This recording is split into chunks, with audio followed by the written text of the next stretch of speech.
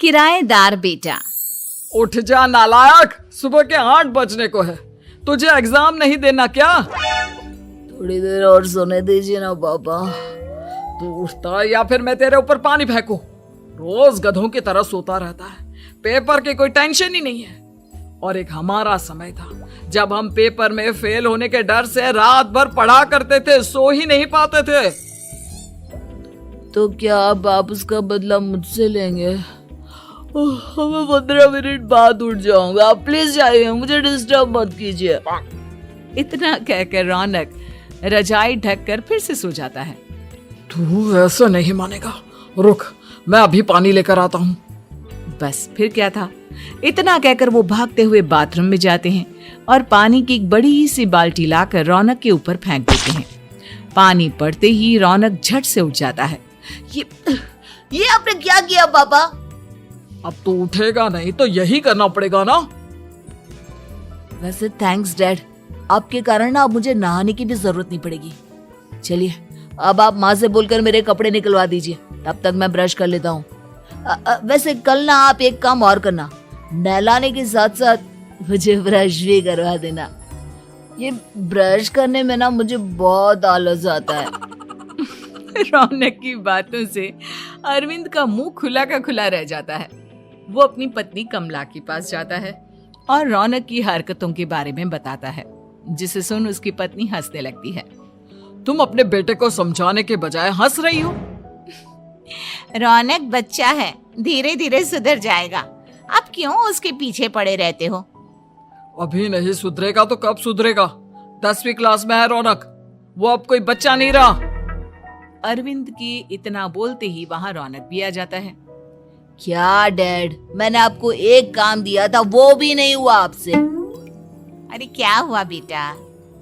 माँ, मैंने डैड से बोला था कि वो आपको बोलकर मेरे स्कूल की यूनिफॉर्म निकाल दे, लेकिन मेरे पीछे पड़ने के अलावा इनसे एक काम ढंग से नहीं होता। देख रही हो कमला, देख रही हो अपने लाडले को? अरे आप चुप रहिए जी। चलो बेटा, मैं तुम्हें कपड़े निकाल कर दे देती हूँ। बस ऐसे ही साल पर साल बीतते जाते हैं, लेकिन रौनक के रवैये में कोई बदलाव नहीं आता। वो पहले से भी ज्यादा आलसी और पूरी तरह अपने माता पिता पर निर्भर हो जाता है। 2 साल बाद पता नहीं कहाँ गायब रहता है पूरे दिन, अब तक तो आ जाना चाहिए था। अरे आप इतनी फिक्र क्यों कर रहे हैं उसकी? दोस्तों के साथ खेल रहा होगा, आ जाएगा अभी। ये कोई टाइम है खेलने का? 10 बजने वाले हैं, इतनी रात में कौन खेलता है?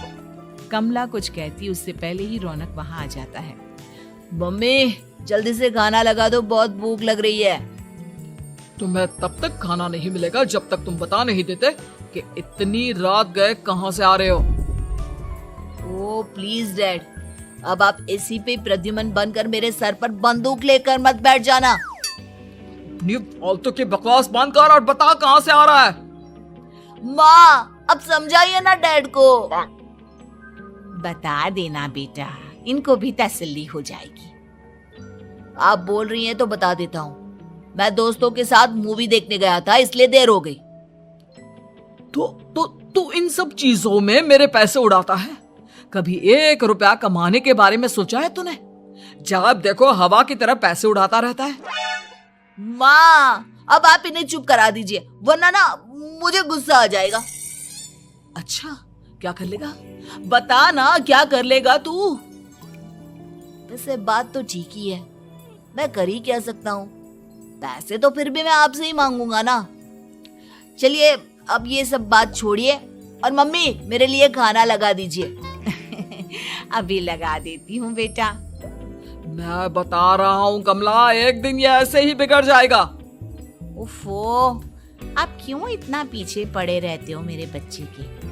बात की बाद में देखेंगे, अभी आप शांति से उसे खाना खाने देंगे।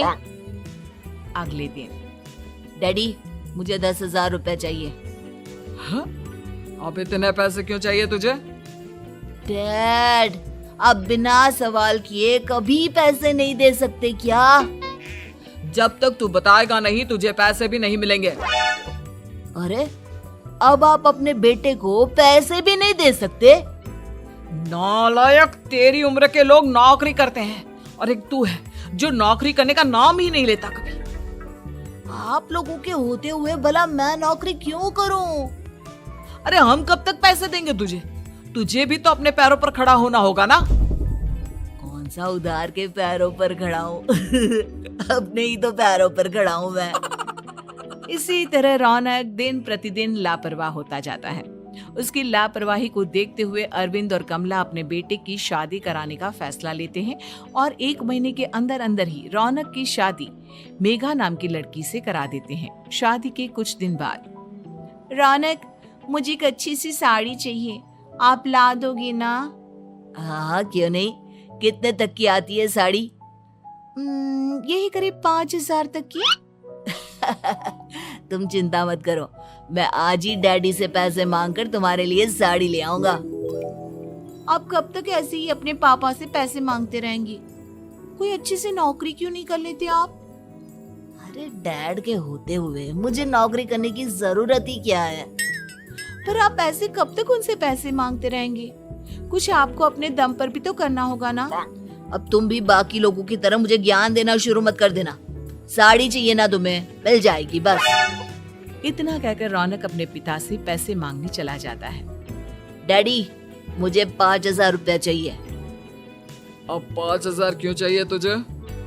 वो मेघा को साड़ी चाहिए थी। अरविंद आगे बिना कुछ कहे चुपचाप उसे पैसे निकाल कर दे देता है।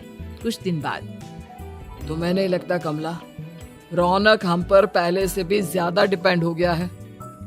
मुझे तो अब उसके भविष्य की चिंता होने लगी है। कल को हमें कुछ हो गया तो वो क्या करेगा? काश तुमने पहले ये सोच लिया होता तो आज हमारा बेटा इतना लापरवाह नहीं होता। तब मुझे कहाँ पता था कि मेरा लाड प्यार उसे इतना बिगाड़ देगा कि वो इस हद तक लापरवाह बन जाएगा। कोई बात नहीं, अभी भी देर नहीं हुई। मुझे पता है उसे कैसे सुधारा जा सकता है। कैसे? अरविंद कुछ कहता उससे पहले रौनक वहां आ जाता है और पैसों के लिए हाथ फैलाने लगता है। डैड, मैं और मेघा बाहर घूमने जाना चाहते हैं। अरे वाह, ये आज सूरज कहाँ से निकला है? Dad please. अच्छा चलो अब मुद्दे की बात करो। मुझे अब 25,000 चाहिए। अब तुम्हें 1 रुपया भी नहीं मिलने वाला। अगर तुम्हें पैसों की इतनी ही जरूरत है तो कोई ढंग की नौकरी कर लो। मम्मी, आप कुछ कहिए ना डैड को। बेटा, वो गलत क्या बोल रहे हैं? ये सब हम तेरे भले के लिए ही तो कर रहे हैं। मम्मा, मैंने बताया ना आपको, मुझे नहीं करनी कोई जॉब वॉब। तो ठीक है, निकल जाओ हमारे घर से। तुम्हारे जैसे लोगों के लिए मैंने ये घर खड़ा नहीं किया है। जितना ये घर आपका है ना, उतना ही मेरा भी है। मैं कहीं नहीं जाने वाला। जाना तो पड़ेगा ही तुझे, क्योंकि अब मैं तेरा कोई भी खर्चा नहीं उठाने वाला। ठीक है, मत उठाइए मेरा खर्चा, मैं अपने दम पर भी जी सकता हूँ। तो बेशर्मों की तरह अब तक यहाँ क्यों खड़ा है? अपना सामान ले और निकल जाए यहाँ से। रौनक पैर पटकते हुए वहां से चला जाता है। घर से निकालना जरूरी है क्या उसे? बिना पैसों के कौन रखेगा उसे किराए पर? अगर उसका भविष्य सुधारना है तो हमें अपने दिल पर पत्थर रखकर ये कदम उठाना ही होगा।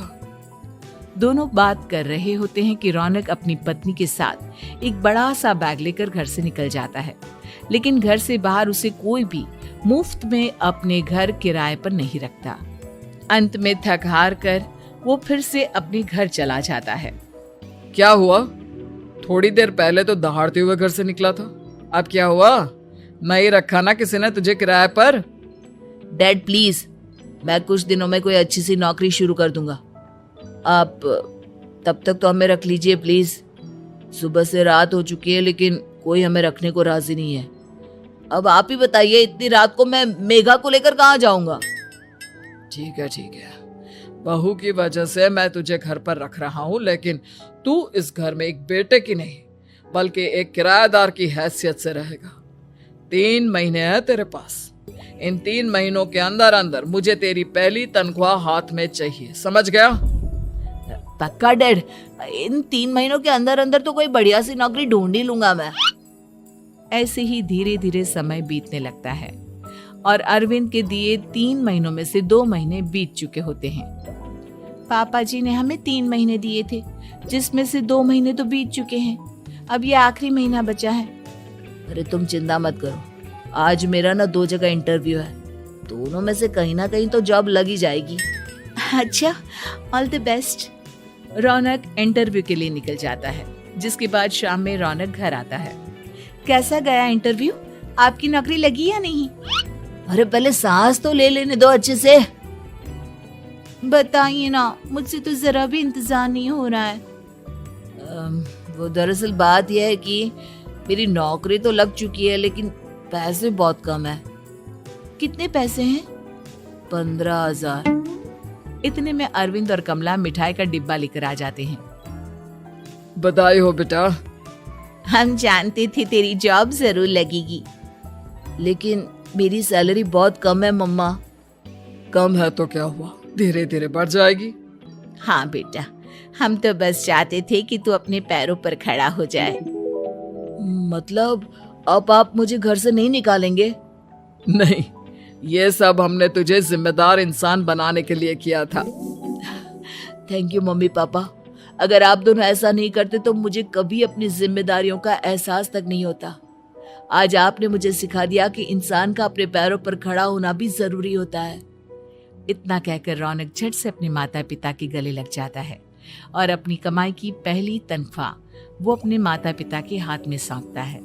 इस तरह रौनक एक गैर जिम्मेदार व्यक्ति से एक जिम्मेदार व्यक्ति बन जाता है।